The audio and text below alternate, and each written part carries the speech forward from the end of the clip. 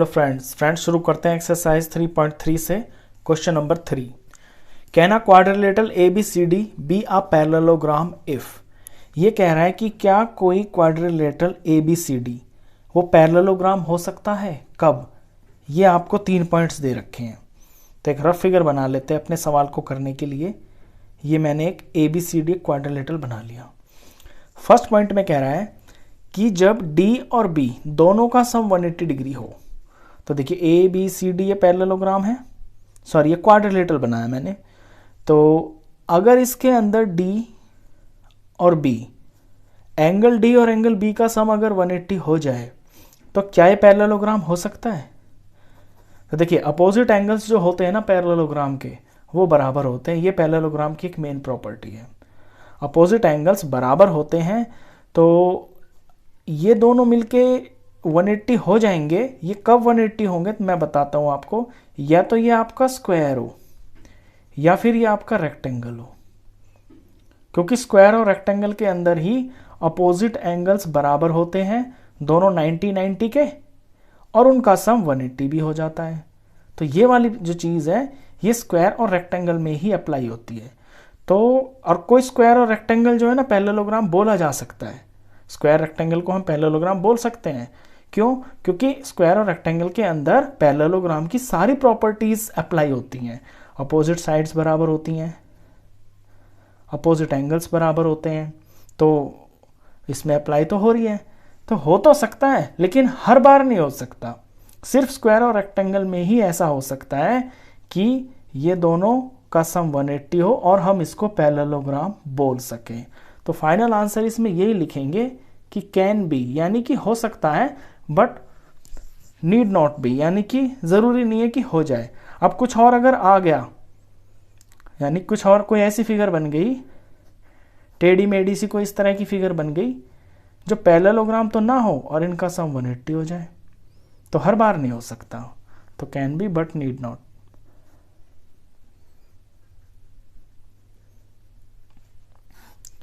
Second point, A B is equal to D C is equal to 8 centimetre. कहता है A B side और D C side दोनों बराबर हैं। कितने कितने की? 8 सेंटीमीटर और 8 सेंटीमीटर की। और ए डी 4 सेंटीमीटर है, ये लीजिए ये 4 हो गया। और बी सी 4.4 है, ये 4.4 हो गया। तो क्या ऐसी फिगर जो होगी जिसमें ये और ये साइड 8 की होंगी, ये 4 और 4.4 की होगी, क्या इसको हम पैरेललोग्राम बोल सकते हैं? बिल्कुल भी नहीं बोल सकते, क्योंकि पैरेललोग्राम में जो दोनों पेयर होते हैं ना अपोजिट साइड्स के, ये आपस में बराबर होते हैं। जैसे ये 8 और 8 है ना, ऐसे ये भी सेम सेम होनी चाहिए थी, लेकिन ये तो सेम नहीं है। तो इसका आंसर होगा no. No because opposite sides of a parallelogram are equal.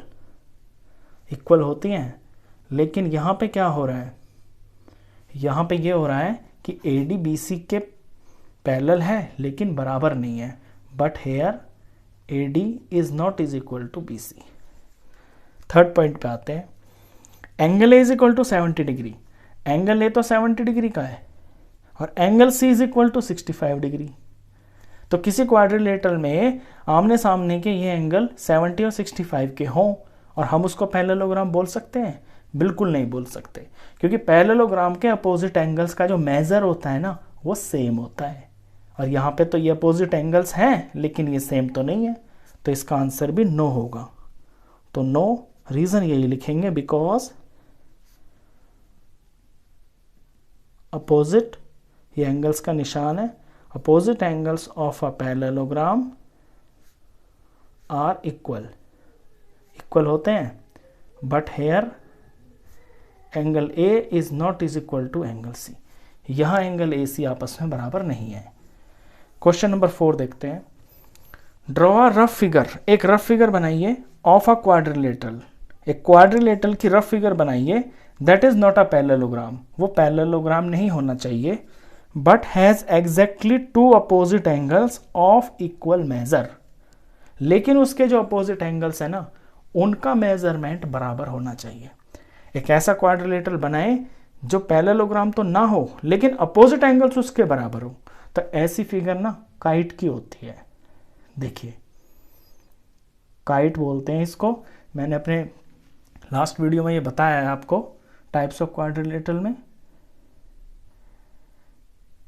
इसमें इस तरह की जो फिगर होती है ना, ये दोनों साइड्स आपस में बराबर होती हैं, ये नीचे वाली दो साइड्स आपस में बराबर होती हैं। तो होता क्या है कि इसके आमने सामने के एंगल्स बराबर होते हैं। ये बिच्चे बिच्चे है ना, ये छोटे एंगल्स होंगे एक्यूट एंगल, और ये आपस में ये वाले एंगल्स ऑब्ट्यूस एंगल्स हैं, ये बराबर होंगे। तो काइट होती है ये। तो काइट एक ऐसा क्वाड्रिलेटरल होता है जो पैरेललोग्राम तो नहीं होता है लेकिन उसके अपोजिट एंगल्स बराबर होते हैं। चलिए क्वेश्चन नंबर 5 पे चलते हैं। क्वेश्चन 5 है, बुक से पढ़ता हूं question. The measure of two adjacent angles of a parallelogram are in the ratio 3:2। कोई पैरेललोग्राम है, फॉर एग्जांपल ये पैरेललोग्राम है ABCD, इसके जो एडजेसेंट एंगल्स हैं उनका रेशियो दिया हुआ है 3:2। मैंने ये ले लिया, ये 3 पार्ट है और ये 2 पार्ट है। जब रेशियो दिया होता है ना तो उसमें x लगा लेते हैं, यानी ये 3 हिस्से के बराबर है, ये 2 हिस्से के बराबर है। रेशियो का यही मतलब होता है। तो find the measure of each of the angles of a parallelogram. तो इस पैरेललोग्राम के सारे एंगल्स बताइए आप कितने कितने डिग्री के होंगे। देखिए पहले तो एक फिगर बना लीजिए पैरेललोग्राम की, उसका नाम रख लीजिए। और मैंने यहाँ पे इसको 3 क्यों लिया है, क्योंकि ये मेरा एंगल थोड़ा दिखने में बड़ा है, तो मैं इसको बड़ी फिगर बड़ा नंबर लूँगा। ये छोटा है तो ये 2x है, तो इसका आप भी ध्यान रखें। ऐसे फिगर बना के मैंने यहाँ पे कर लिया let angle B = 3x and angle C = 2x। अब अकॉर्डिंग टू रूल ये होता है कि जो एडजेसेंट एंगल्स होते हैं ना उनका सम सप्लीमेंट्री होता है, यानी वो सप्लीमेंट्री होते हैं। तो angle B plus angle C = होगा 180 डिग्री। ये रूल है कि sum of adjacent angles of a parallelogram is 180। एक साथ वाले कोई भी दो एंगल्स उठा लीजिए आप पैरेललोग्राम में, उनका सम 180 ही होगा। अब B और C मैंने यहाँ पे ये ले लिए 3 और 2x, तो 3x प्लस 2x = 180 डिग्री। ये हो गया 5x = 180 डिग्री, और x की वैल्यू आ गई 180 डिग्री। ये 5 यहाँ डिवाइड में चला जाएगा, तो x की वैल्यू आ गई 36 डिग्री। x मिल गया तो मेरे एंगल्स की वैल्यू मिल जाएगी मेरे को। तो एंगल B कितना लिया है 3x, 3 में x का मल्टीप्लाई कर दूंगा यानी कि x की पावर का, जो कि 36 है। 36 किया मैंने, ये आ गया 108 डिग्री। दूसरा एंगल कौन सा है, एंगल C निकाल देते हैं यहाँ पे। एंगल C है 2x, तो 2 में मल्टीप्लाई कर दूंगा x की, यानी कि x की वैल्यू की 36। ये 36 हो गई, 36 2 72 डिग्री। दो एंगल तो निकल गए। अब जो बाकी के दो एंगल हैं वो भी तो इनके बराबर ही होंगे, यानी कि ये जो एंगल A है, एंगल A बराबर होगा एंगल C के। तो एंगल A कितना होगा, C कितना है 72। अब एंगल D बराबर होगा एंगल B के, और एंगल B कितना है, ये रहा एंगल B 108। तो इसके जो सारे एंगल्स हैं ना वो 108 और 72 के हैं। दो 108 के हैं, दो 72 डिग्री के हैं। ठीक है, क्वेश्चन 6 पे आते हैं। क्वेश्चन 6 है, to adjacent angles of a parallelogram have equal major. कोई पैरेललोग्राम है, उसके जो एडजेसेंट एंगल्स है ना वो आपस में बराबर हैं। जैसे इसी को ले लेता हूं मैं ABCD, ये पैरेललोग्राम है, इसके ये दो एडजेसेंट एंगल्स हैं A और B, ये बराबर हैं, तो मैंने इन्हें x मान लिया। अब कहता है find the measure of each of the angles of a parallelogram. तो इस पैरेललोग्राम के सारे एंगल्स बताइए कितने कितने के होंगे। तो बिल्कुल सेम डिट्टो यही प्रॉपर्टी लगेगी जो ऊपर वाले क्वेश्चन में लगी है। अब यहां पे बराबर है ना, तो मैंने इन्हें x मान लिया दोनों को। तो let angle A and angle B is equal to x. तो अब angle A plus angle B ये तो 180 डिग्री का हो जाएगा, प्रॉपर्टी है ना, sum of adjacent angles of a parallelogram is 180 degree. अब ए और बी का सम 180 है, ये दोनों हैं भी बराबर, तो x plus x is equal to 180 degree. तो 2x is equal to 180 degree.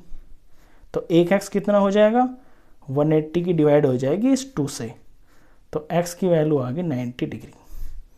तो x आया 90, तो ये 90 का हो गया, तो ये भी 90 का हो गया। और अपोजिट एंगल्स बराबर होते हैं, तो जितना अगर ये 90 है तो ये भी 90 हो गया, ये 90 है तो ये भी 90 हो गया। तो therefore angle A is equal to 90 degree, angle B is equal to 90 degree, angle C is equal to 90 degree, angle D is equal to 90 degree. Final answer अगर हम ऐसे लिखें तो ये लिख देंगे कि सारे के सारे जो एंगल्स हैं ना वो राइट एंगल्स हैं। तो each is a right angle, हर एक जो एंगल है वो राइट एंगल ही होगा। तो इस वीडियो में बस इतना ही। नेक्स्ट क्वेश्चंस के लिए मिलते हैं फिर नेक्स्ट वीडियो में, तब तक के लिए गुड बाय।